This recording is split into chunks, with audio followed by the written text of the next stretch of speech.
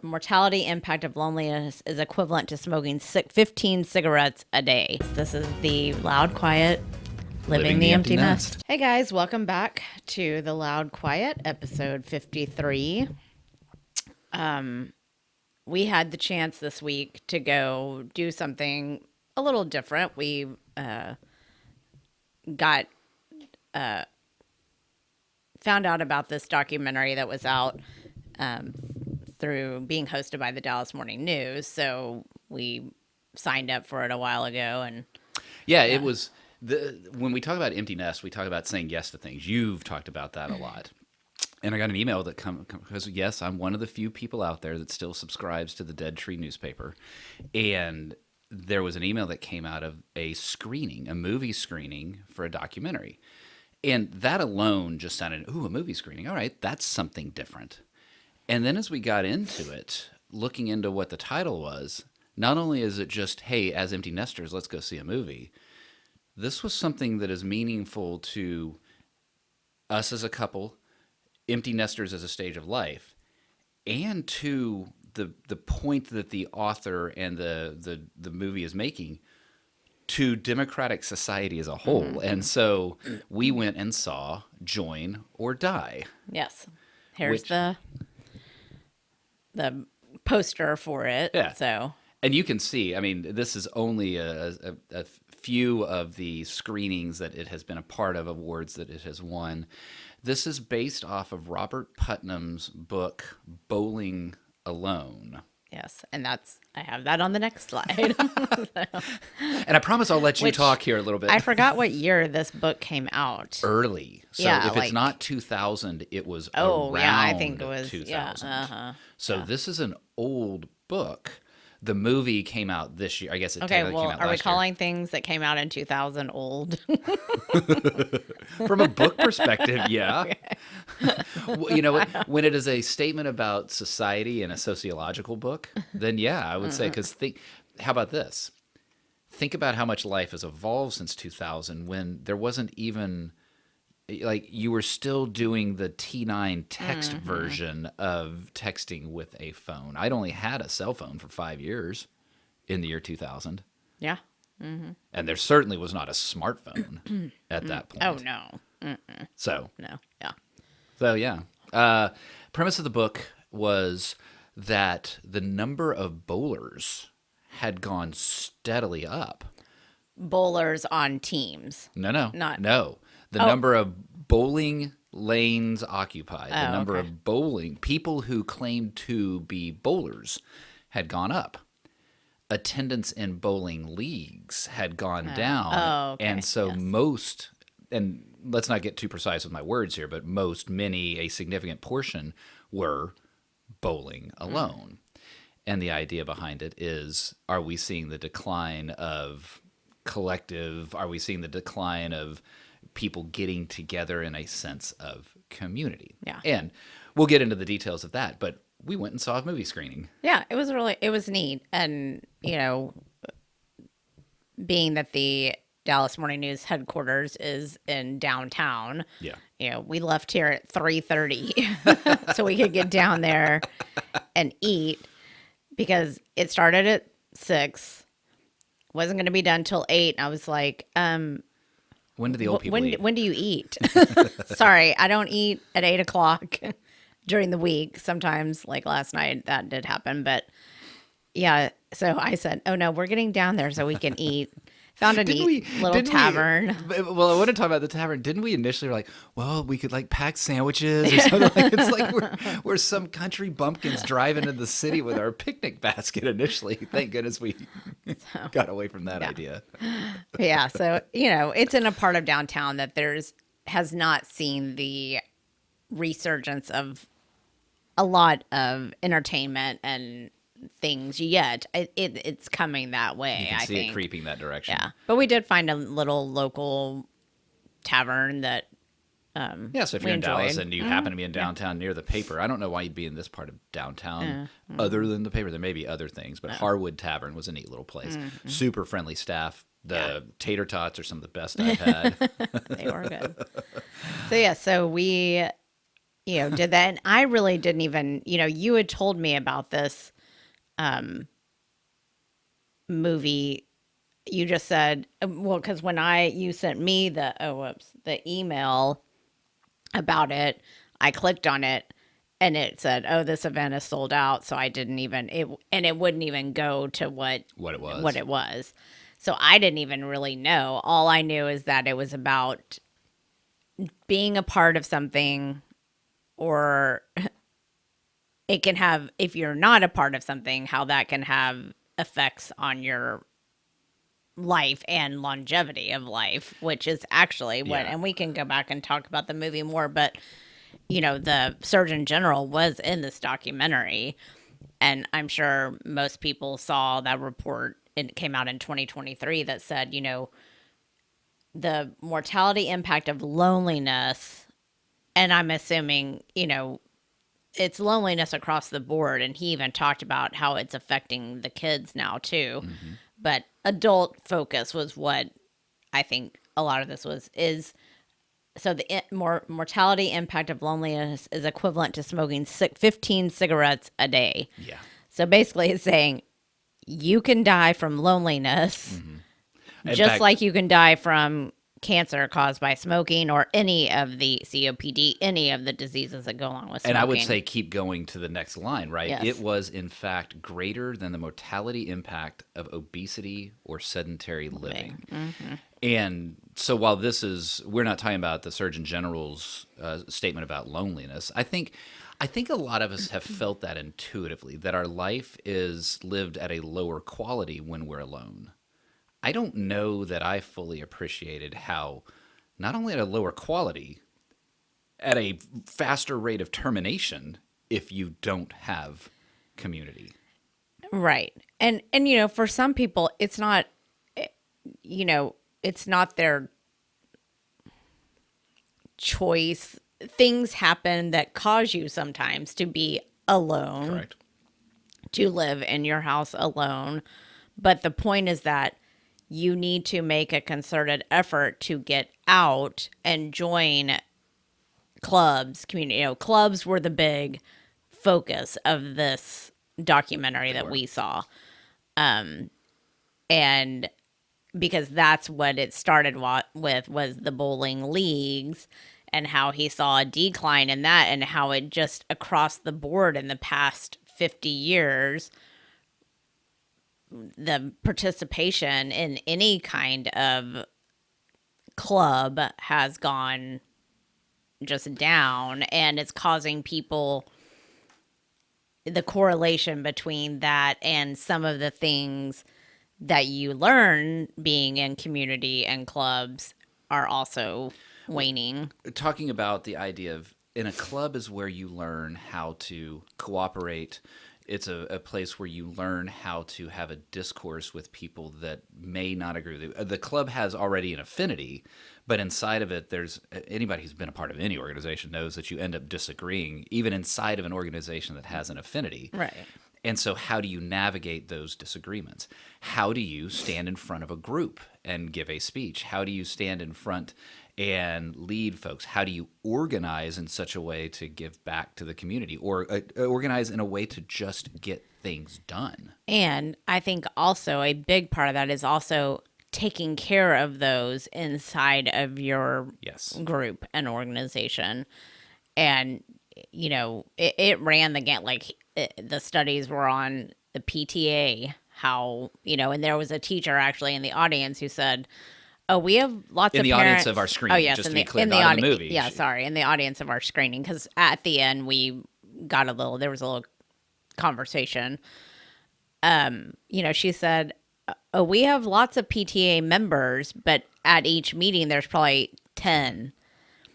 And she had the viewpoint of, and actually this study came out just a couple of weeks ago, that parents are at the highest level of stress in this day and age than they have ever been. And she said she sees it so much because they're so wrapped up in their kids' activities that they're not getting involved with other parents to do things for the betterment of the schools, the whatever organization. So, And that, let's talk about that, here in a bit of how I think we seek community as humans all the time. It's just where we're seeking it. But let's get there. I want to talk a little bit more just about the movie and some of the principles that it was saying. Well, actually, you know what I want to talk about first? Sorry for this course correction. How kind of cool it was to be a part of a screening. So you go into the headquarters like we're describing, and imagine an auditorium. But it was not like you're not sitting in recliner chairs or anything like that, but you're in this auditorium. The CEO of the Dallas News excuse me. kicked it off. It was actually the Thanksgiving Square Foundation that sponsored it. Dallas News was hosting it. Yes. And it was kind of, you felt, oddly enough, part of this miniature club, miniature community by choosing to raise your hand and say, I'm going to go on a Wednesday night drive downtown and watch a screening of a documentary that I don't know that much about. It felt like being in a college classroom. Yes. That's what it felt like to me. And that's when we left, I said, oh, I feel smart. And I actually told one of my friends that I said, because she asked me about the documentary, I said, yeah, you wouldn't want to watch it. It was good. I'm glad it was the length it was, because it was a very intellectually driven documentary. Lots of studies, lots of numbers. Yes. And But it was also done. The human element was Tons of in there. stories. Yes, the human element was applied in there as well, so it could keep my attention because oh, well, I'm not going to watch it. I can't look at charts and graphs and be like, okay, I'm not watching 90 minutes of Yeah. charts and graphs. They profiled four different clubs, and one was actually in Waxahachie, the International Order of Odd Brothers? Oddfellows. Oddfellows. And apparently there's chapters all around that I don't know much about. There was a small church/faith community that was sort of tied to also kind of how can you sort of, I guess, grow and do garden and that aspect of it. There was a guy that started a bowling. And what's the fourth? the Georgia Bike Club. The Georgia Bike Club, because for African American writers. Yes. because while Atlanta has a significant black population, apparently the percentage of black writers was shockingly low compared to the population, Yes. and so she started that club. Now I did comment. I thought the church one was a little culty. And what did I say to you? I said that was a little judgy. It just Just because Looked that people wear way flowery to me. dresses and so and are in the field does not make them a cult. So, anyways, but no, it was very interesting, and I did, driving home, the kids were both having some issues, so we were talking to them. But I said, "Oh yes, we are with the nerd people tonight." And when I said, at the end we got to, comment if we wanted to, and I can't remember which one said, "Oh, did y'all talk?" And I said, "Well, your dad did, of course." So. And I think the word nerd needs to be reserved for a particular type of intellectual. This was a little more, right brain intellectual rather than. So Yes. This Very- was not as nerd. This was. Creative types Yeah. were there. Yeah. Yes. So, and people brought up some interesting things that, we have discussed on here as well, but, Oh, sorry. No, go no, ahead. no. You go. One of the things about the documentary, and I want to get to almost like how it applies to us, the point it was making is this is the reason why civil discourse and even why democracy is at risk. That because the point of democracy is you're bringing people together of multiple ideas, backgrounds, expectations, desires, and then coming with an outcome that allows the country to move forward. And in such a polarized environment right now, and I don't think this necessarily points to one side or the other. I think both sides would do well to listen to this documentary of, hey, when you join a club, then you learn how to participate in this and the decline of that. And it also talked about some of the best ideas of the past came out of clubs that you wouldn't necessarily expect. There was some knitting club that ended up moving women's suffrage rights forward. And so when you get people together for a purpose, sometimes other things come out of that organization. Well, yes, and that's when you just said for a purpose. It was so funny this morning in church. Very first statement Paul, our one of our senior pastors, made when he was getting into his sermon started talking about, we're all probably a part of some sort of club or organization. You and I looked at each other and his focus was talking about church, but what is the purpose? And so, yes, you have to find a purpose, interest, something that, would bring you into these clubs or organizations. And so I did when we got home, because we were talking about it and we said, that's one reason that we chose to lead a life group, because we were desperate for meeting people with like-minded ideas and age stage of life. So, we did that. But, we were talking about, well, what are some other things that we could get involved in? So I Googled clubs near me. Well, it pulled up the Cowboys Club and Stonebriar Country Club. And I was like, okay. But then I found Meetup, which is actually the guy who started Meetup, was interviewed in this documentary. He started it when he was in college, I think. And so it was interesting seeing. Oh, okay. What can some we do of in the Frisco? yes. So I found the Meetup find a group in Frisco, Okay. which it went really further than Frisco, but yes. So some of these North Texas Outdoors, Oh, okay, outdoor enthusiasm. yes, Oh, yeah, okay. but there's 23,000 members in it. So okay, then Wait, what? Can we go back to the Dallas Power BI user groups? There's there's some good ones. I liked the Young and Social Club, but that's only for 21 to 40-year-olds. And then we have 55 Alive. Like, you made it to 55, you're still So you're alive. alive. You can be a part of this group.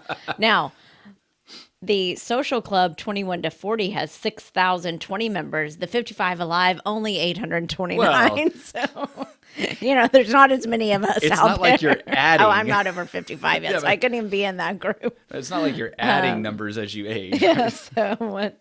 And then I liked the Dynamic Singles Exploring DFW, all right, okay. and there was a board game. Okay, I could do, unless it's meetup like group. See, the thing is, I like the board games. Like, okay, give me Monopoly. Oh, that one's kind of boring, but those. I don't want to play like Cones of Dunshire or whatever. So, but I could do board games. That might be all right. So there are groups out there. And we talked about some that women tried to get Bunko started. It lasted for a while. You tried to get book clubs going. I was in several of those. We did have a supper club in Houston 2 decades ago, right? So why? That was one of the things that we talked about afterwards. It gave some in the movie thoughts of why, but okay, why if this is so important not just to our community, but to our actual health, why aren't we joining more clubs? Well, okay, so we discussed it a little bit this morning when we were just talking about, our thoughts around it. And, one thing I've noticed, and I said this to you, is that both kids have always been involved in clubs, organized sports, organized activities. When they went off to college, they continued those. That's how Teagan found her core group that she is friends Right. with now, from the Mario Kart gaming club, which is no longer together, but I don't care. She got her group friends came that from it. Tanner just joined 3 different clubs this week and intramural soccer team. When you're on a campus or on high school, schools, I think, are where a lot of the organizations come out of. Clubs. Church does try to link people together with similar interests. But yeah, going to that web page, I was like, this is so daunting because there are so many people in this group that how would you really even connect? And you had talked about that with different groups that you are on pages, Well, this you is know, so yes on that. When I see a number of how much, what 230,000, whatever that was, that number for the outdoor 23,000. Yeah. 23. So I gave it even more. I wonder if there's something to the fact that the clubs of the past, there was a commitment you had to make.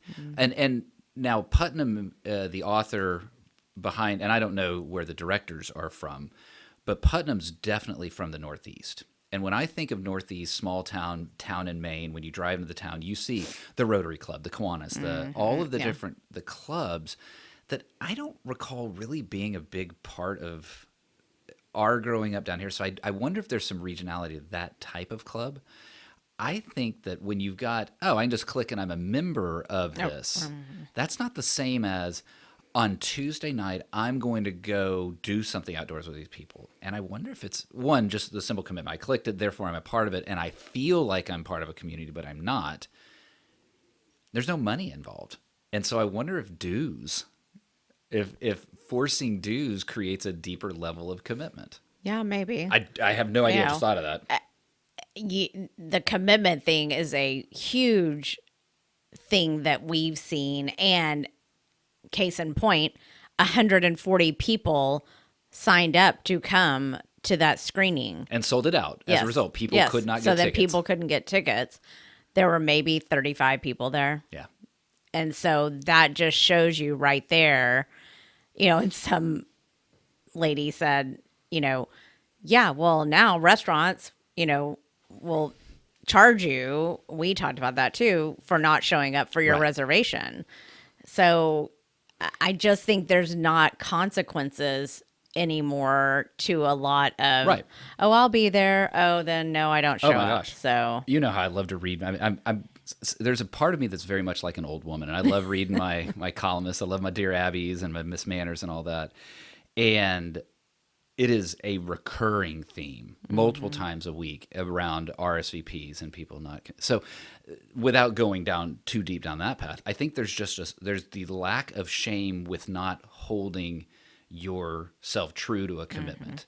And even clicking, oh, I'm part of this group is not the same as I'm going to an event. I'm going to a meeting. And you know what's ironic about that is that, and I'm going to say parents, people, we would never let our kids get out of, oh no, you're going to practice.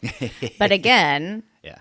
we paid for them in a lot of those cases. Well, now in every case, I think you have to pay to play somewhere, but but we wouldn't be, oh yeah, Yeah, it's yeah, okay. yeah, don't worry about it. Yeah. So You don't feel good today? yeah. So there's just that lack of commitment, and it's across the board with everything. It is. And so while that's happening, this is an interesting premise behind the movie of, yeah, but you're killing yourself with the isolation that you're creating by not doing that. And I said this when we were at the screening. I think part of it I know for me, because it's easier to talk about just, okay, what was my experience rather than try to distill what others might be thinking. I called it faux communities. That I think a lot of us attempt to scratch that itch, to fill that gap of needing community by filling it with, well, I'm a part of my kids' activities community. And yes, we've met some friends through that, but Tanner was playing soccer. Teagan was on drill team. I was not doing that. I was a fan in the stands, a supportive parent. That's not the same as I'm joining this club to do my activity. And I think too, especially like folks like us who are part of a large faith organization, a large church, you can think that you're a part of a community, but when you're walking into an auditorium of hundreds of people and then walking out and not engaging with anyone, that's not a community. That's just a show. And that's why we've started a life group in our context. But I think that's what's driving it, is a lot of people are almost fooling themselves that they're in a community when they really aren't. That Yes. And the show part, I even made this comment to you that I did a couple of service oriented things and one with one of our children. I'm not going to call it out, but to me, it just felt like a bunch of, well, one, moms that had forced their kids into doing this, which I was also one of It's probably a those. lot of them. But I was really looking for it, one, to meet people, and two, really do some service oriented things. And it just felt more of a check the box, I'm here. So I didn't get as much out of it as Yeah. I wanted to. So, And so that's like I think those are all reasons like that there's these you can satiate yourself by thinking that you're part of a community when you're really not, or the community really isn't there to build community or to serve others. It's just to be a resume builder or whatever that might be. Okay. which it doesn't help. All right. Well, we will not be putting this organization in the show notes, so don't look for that. So how do we find like people listen to this show? We're listening to each other. How do we find a community that makes sure that we actually do increase our life expectancy, or should we just all pick up smoking and don't worry about it? I don't know. So Definitely not the smoking part. yeah, that will not be the short this week. One thing we did talk about, and I'm not going to make a horribly blanket statement of men versus women. I know that, how about I'll just speak for me as a man, that I struggle to join communities that aren't activity based in some regard. We were talking about like dinner parties and that sort of stuff. I'm fine up to a certain point, but then I'm kind of done. The batteries are empty. I'm out of words. I'm not interesting. And then my brain thinks that nobody else is interesting. And so, you know what? We're just done here. But when there's an activity, when there's something, go and see a movie. When there's go see a play. Now, there needs to be a discussion or something. I was going to say, because both things you Yeah, that just was a bad described, example. no, both things you just said, you're not talking to I anyone know that. during. Go be a part of a pickleball community. Do the board game thing. Get on a hike with people. Whatever that might look like. I know I need to have an activity behind it because words alone probably would not glue me into that organization. Well, and you are more introverted, even though people probably wouldn't think that because of what you choose to do and that kind of thing. But, there's some things that I know. You say go on a hike with people, but I don't know if you would actually enjoy that or not. And then, You know what? A balance. yes, Let's have a because- day hike by myself. Yeah. And then, and activity driven things I enjoy too, but I don't want them to be competitive. That's where some of that stuff, because then I feel like, look, I suck at this. Are you going to be upset with me when my suckage causes us to not win or not? well, not me. I won't care. No. I know. I just meant, like, group Hang on. or whatever. Especially when we're talking about pickleball. No, I think no. we suck equally there. Yeah, I agree with you. And that's what, even when I joined, this was decades ago, when I joined that church softball league, man, I suck. I really do. I actually got on base more than most people because I did such a bad job of swinging that it would bunt and drop right in front of the plate and would shock everybody. And you could run. Yeah, and even that, which was not supposed to be competitive, there was some kind of askew glances with the caliber of play, and I'm not interested in that. Yeah. There's a place for it, not for me. Yeah. So yeah, I don't know. We've talked about some things that we would like to do, but I guess I'm just going to have to do some more research to see if there are, clubs or, I like to bowl. I would join a bowling group, but again, I'm not good. So it needs to be this is just for community with other people or something, not. Huh. That just gave me a tiny little epiphany. I know we're starting to run long here, but that gave me a little bit of an epiphany. And that is, you and I like, we were just there talking about competitive. Well, how much of that is a product of where we live? And I'm specifically talking about Frisco, Texas, Sports City, USA, with its sports headquarters, with its parents that are incredibly focused on their children's athletic and performative success, if that's in band or if that's in drill team or in theater or anything like that. How much of that is where we live? And are there different pockets that it isn't that way? Because we're a hyper competitive community. I was born with it. So I am. I'll admit I am super competitive, but that's why I don't want to be involved in something that I'm not good at. So my hypothesis just went out the window. Forget community. It's in my own household. But you bring up a good point in that, the group that was there the other night, I would say probably the majority were from the Dallas area. You'd assume. Yeah. A lady I talked to was from South Lake, but I would have said, and everyone spoke. Everyone looked around and smiled at each other. It was very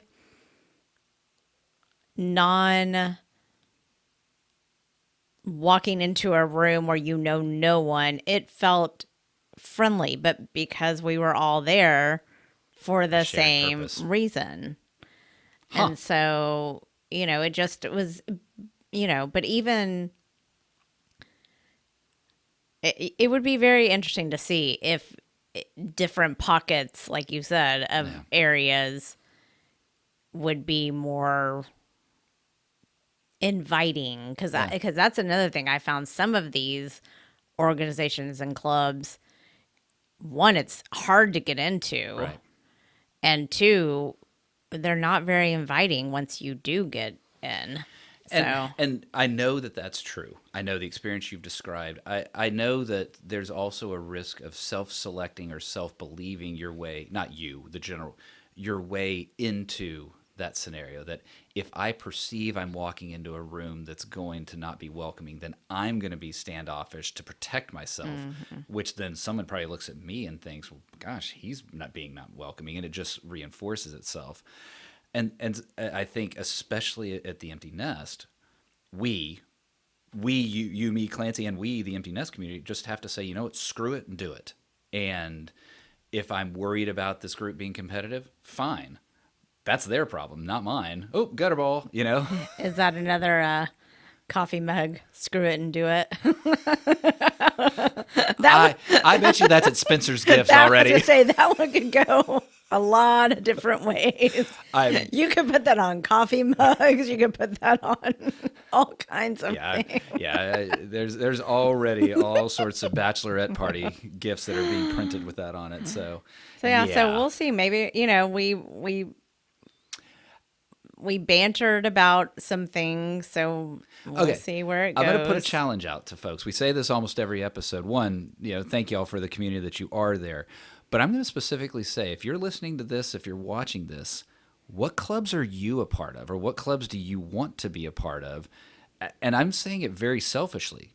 Give us inspiration, and let's see if we can share your inspiration with the rest of the listeners and the viewers. Because I'd like some ideas. Yeah, so we'll see where it goes. I do have a text this week from Teagan. Well, let's get to that text from Teagan. I will say this.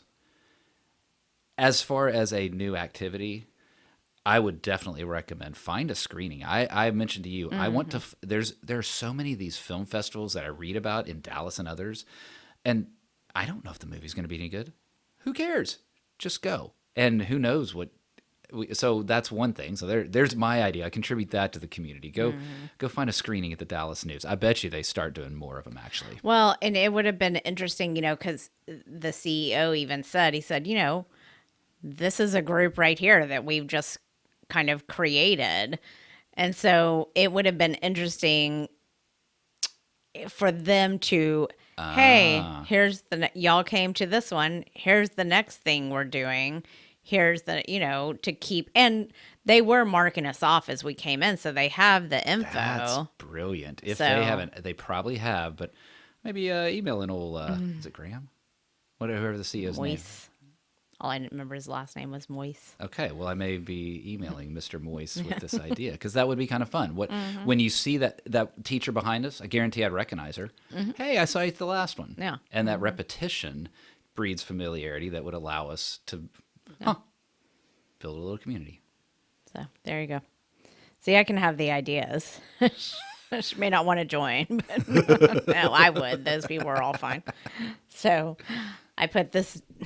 This is what our child has been dealing with. This Teagan is parking at her apartment. They have assigned spots and people aren't paying attention. But so she sent a text that said, they're letting me park in a guest spot inside the gate because one of the parking lots is outside the gate. And I was like, you are not parking outside the gate. So for the night, if he still doesn't move. The car. So yeah, the car was in her spot.